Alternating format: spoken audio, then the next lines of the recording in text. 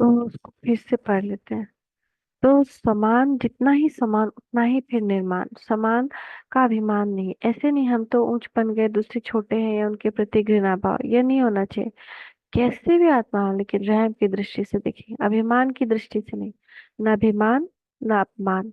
अभी ब्राह्मण जीवन की चाल नहीं है तो दृष्टि बदल गई है ना। अब जीवन ही बदल गई तो दृष्टि तो स्वतः ही बदल गई ना। सृष्टि भी बदल गई। अभी आपकी सृष्टि कौन सी है? आपकी सृष्टि व संसार बाप ही है। बाप में परिवार तो आ ही जाता है। अभी किसी को भी देखेंगे तो आत्मिक दृष्टि से, ऊंची दृष्टि से देखेंगे। अभी शरीर की तरफ दृष्टि जा नहीं सकती, क्योंकि दृष्टि व नैनों में सदा बाप समाया हुआ है।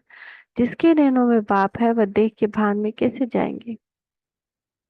बाप समाया हुआ है या समा रहा है? बाप समाया है तो और कोई समा नहीं सकता।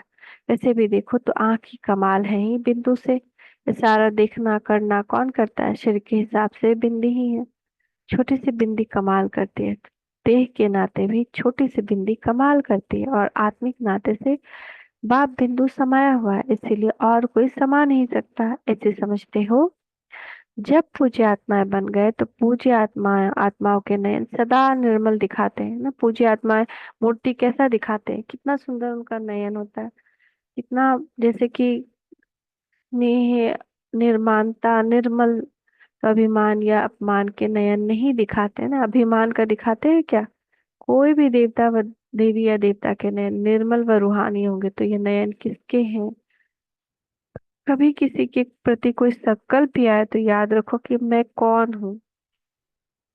मैं पूर्वज सो पूज्य आत्मा हूँ। मैं जड़, मेरे जड़ चित्र भी रूहानी नैन धारी है, तो मैं चैतन्य कैसे हूँ? मेरे जड़ चित्र जब ऐसे हैं तो मैं चैतन्य में कैसी हूँ? लोग अभी तक भी आपकी महिमा कहते हैं, सर्वगुण संपन्न संपूर्ण निर्विकारी। तो आप कौन हो? संपूर्ण निर्विकारी हो ना। अंश मात्र भी कोई विकार ना हो। सदैव स्मृति रखो कि मेरे भक्त मुझे इस रूप में याद कर। चेक करो, जड़ चित्र और चैतन्य चित्र में अंतर तो नहीं है। चरित्र से चित्र बने हैं, संगम पर प्रैक्टिकल चरित्र दिखाया है, सब चित्र बने हैं। 22/1/1990।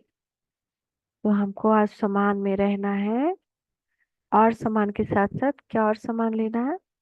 मैं पूर्वज सुपूज्य आत्मा हूँ। अपने आप को बदलना भी इसी समान से, और सकाश भी देना इसी समान। Thank you Baba, thank you, शुक्रिया बाबा, शुक्रिया। ओम शांति।